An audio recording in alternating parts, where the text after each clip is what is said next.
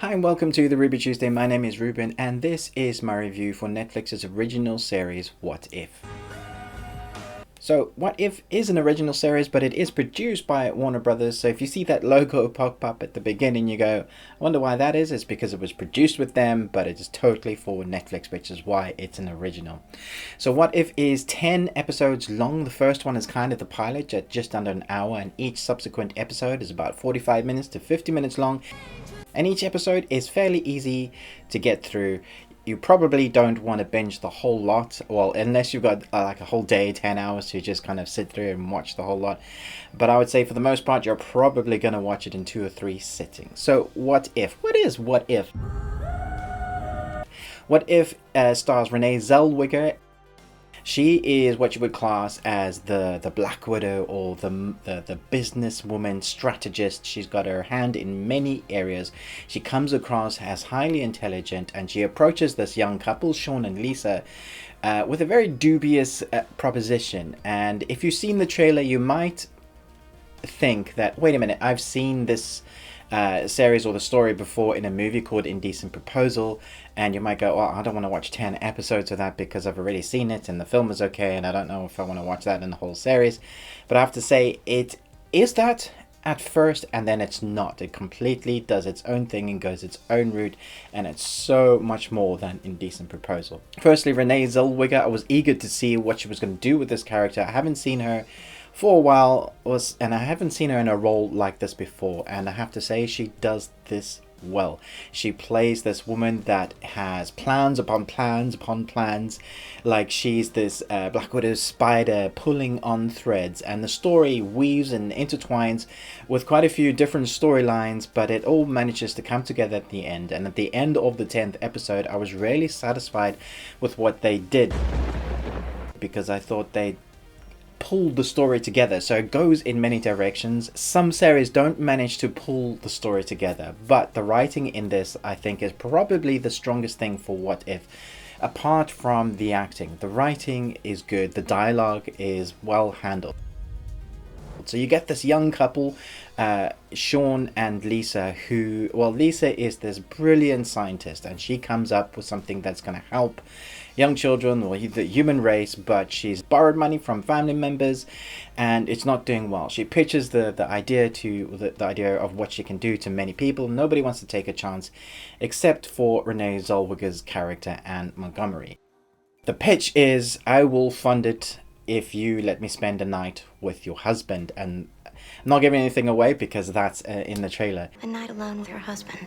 After they justify it through, I really need this money, the company's going to go under, they justify it, and that does happen. There wouldn't be much of a story if it didn't. And they don't show what happens, so the whole time in their marriage is already strained because they're wondering, what did Sean do with Renée Zellweger's character? And it could just be that would just be Indecent Proposal, but then it pulls along these other threads and you find out there's so much more to the story. I was hooked in each episode. I actually watched these 10 episodes in 2 sittings, and I was surprised at how hooked I was with each episode, because it moves. It's not fast paced. There's no action sequences, but the drama is intense. The acting and dialogue is delivered in a way that it kept me gripped. I thought all the acting is very good. Lisa has 2 family members that the story also follows, a brother and a sister. It never gets too confusing. The arc for these 3 stories always come back towards the central premise, which is you basically following this one family.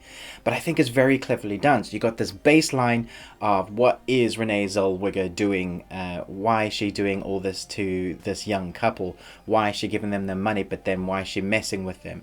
And as each episode develops, you find out more about what's going on behind the scenes, as you should do, because if you don't tell your audience anything.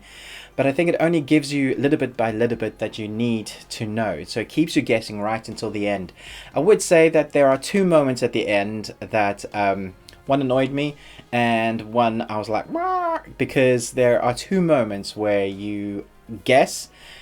It's the kind of the big reveal. So there's one moment where I totally guessed early on in the series what was going to happen, and then there was one at the end I was like, boom, I didn't see that coming. So you'll get that, you'll see it as well without doing any spoilers. I have to say, I really enjoyed this series. I wasn't expecting to. When I saw the trailer, I thought, oh, this is going to be just Indecent Proposal, but they're stretching it out, and they're not doing that at all. And I thought Renée Zellweger's acting was really good. She doesn't have a lot going on in her face, but there's a lot going on with her eyes. And I love it when an actor can portray an emotion, or like through body language, just of her face, and the like subtle nuances of how she's acting. She's very straight and rigid, very kind of Cruella. There's a lot going on without her even having to say it, and I thought that was great. She carried herself in a way that you always think that there's more going on underneath the surface. I am no one's victim. And I think that's through the dialogue and the writing, but also through the acting abilities of Renée Zellweger. I'm glad she's kind of moved away from the comedy dramas I used to see. This is a thriller noir drama, and I think she does it great justice. So if you didn't have her there holding it together, it would just kind of be your normal drama, maybe thriller series. And that's not to say that the other actors aren't good, because there's some really great moments with the brother and the sister. I love their storylines. I don't really want to go into it without giving anything away, but I think the acting and the scripting alone is worth watching this. I don't think there's anything unique to write home about with the filming techniques, although there is this one drug-induced scene which I thought was brilliant, and they were really brave with some of the camera techniques in that moment. But other than that, it's kind of standard for a TV series of how they film it. But where this shines is the story. It kept me gripped most of the way, and the acting, which kept me gripped the entire way. So I do think this is one you should check out. If you like thriller drama noirs, that's not kind of the run-of-the-mill, it does much more than the Indecent Proposal kind of storyline, then do check this out. There is some nudity and stuff that I wasn't expecting. I like it when you show that there's going to be a sex scene, but then you cut or do it in ways that you don't have to see everything, because I'm not here to watch porn. I'm here to watch your story. So if it moves the story and plot along, and you have to show a sex scene, then that's fine. But there was one sequence with 3 naked guys that were kind of squirming together, and I thought that was prolonged, and that would be my only kind of real negativity. That I thought that sex scenes, it was too much. That's just for me. There are other kind of nude sex scenes in this. Not a lot of them, I think a couple, and they mostly do it in a way that they kind of show stuff, but they don't show anything, and then they cut to the next scene, and I thought that was done really well. So there was only one time when I thought, why is that going on for so long? Really don't need to see that. It doesn't really further the story or plot along. You've already established what's happening here, so move it along. What If does a really good job at placing you in the moment with the characters. Whenever something new is happening, you're there, you're kind of intrigued. So like I said, with the delivery of the lines and the acting and the way it's filmed, although it is normal, everything I thought came together really well to keep you gripped to watching these 10 episodes. And I thought, yeah, okay, that was quite good. I enjoyed that. I liked how it ended. There are a couple of things I didn't like I guess what was going to happen for one of the biggest reveals, and I didn't think some of the sex scenes needed to stay on some of the sex scenes for as long as they did. But apart from that, I think it's a well-rounded, interesting story that I think will keep you gripped. So I'm going to give this a B+. I was teetering towards an A, but I don't think it's quite as good as an A. Let me know in the comments what you thought about this series, or are you interested in watching it in the comments below. Thanks so much for supporting my channel. I've got lots coming out. I really appreciate your support in hitting that like button and comment. It does help me. Sometimes we get some negative comment. People just enjoy being negative for the sake of being negative. I don't mind like if you don't like the series or you disagree with me, but when it comes across as nasty, that's pretty hard, because I put a lot of time and effort into creating as much as I can and doing it in a fun and interesting way. I try to be different to most reviewers in the way I edit and the way I present my reviews. I hope it's interesting and informative and you enjoy watching it.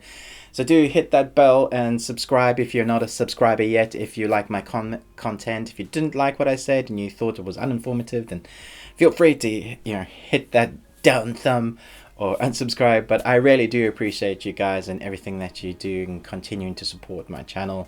But most of all, until next time, remember, live long and Tuesday.